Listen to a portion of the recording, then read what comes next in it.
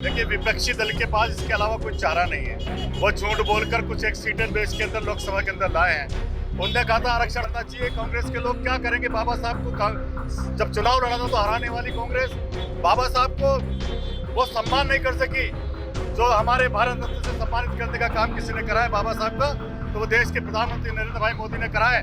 और आज पूरा देश जान चुका है कि कांग्रेस ने झूठ देकर छलावा कर जनता को बरगलाने का काम करा था, लेकिन आज देश अच्छी तरह जान चुका है और कांग्रेस अपने आप को जिस तरीके से ठगा हुआ महसूस कर रही है। लेकिन दूसरी बात सुना गया ओम बिरला जी किस तरह खुशी का इजहार हो रहा है। तो राजस्थान में के सांसद, राजस्थान का गौरव और राजस्थान का गौरव बढ़ाने वाले देश के प्रधानमंत्री नरेंद्र भाई मोदी जी ने माननीय कोटा के सांसद ओम जी बिरला को दूसरी बार लोकसभा के अध्यक्ष का जो निर्णय करा है, निश्चित आज सर्वसम्मति से लोकसभा के अंदर दूसरी बार माननीय ओम जी बिरला लोकसभा के अध्यक्ष बने। ये राजस्थान के लिए गौरव का और गर्व का विषय है। आज उस सारे विषयों को लेकर कार्यकर्ताओं में बहुत जोश था, बहुत आतिशबाजी और एक दूसरे का मुंह मीठा कराकर कार्यकर्ताओं ने जश्न घंटाघर चौक पे जश्न भी मनाया है।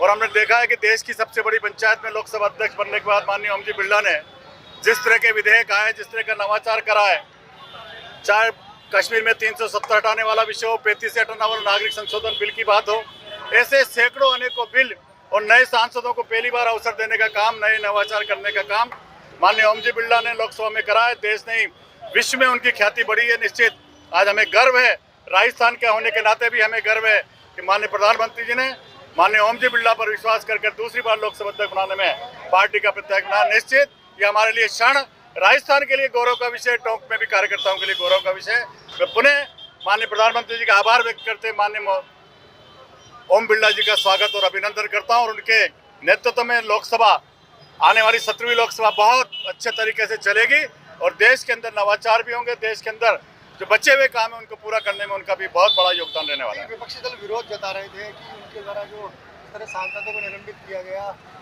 उनको नहीं चुना जाना चाहिए। देखिए, विपक्षी दल के पास इसके अलावा कोई चारा नहीं है। वो झूठ बोलकर कुछ एक सीटें देश के अंदर लोकसभा के अंदर लाए हैं। उनने कहा था आरक्षण समाप्त कर देंगे, लेकिन आपने देखा होगा प्रधानमंत्री जी ने शपथ लेने से पहले इस देश के संविधान को, बाबा साहब के बनाए हुए संविधान को सर आंखों पे लगाने के बाद उनने उस प्रधानमंत्री की शपथ ली। आप गर्व करना चाहिए। कांग्रेस के लोग क्या करेंगे? बाबा साहब को जब चुनाव लड़ा था तो हराने वाली कांग्रेस बाबा साहब को वो सम्मान नहीं कर सकी जो हमारे भारत रत्न से सम्मानित करने का काम किसी ने करा है बाबा साहब का, तो वो देश के प्रधानमंत्री नरेंद्र भाई मोदी ने करा है। पंच तीर्थ बनाकर बाबा साहब का सम्मान करने का काम करा तो नरेंद्र भाई मोदी जी ने करा है।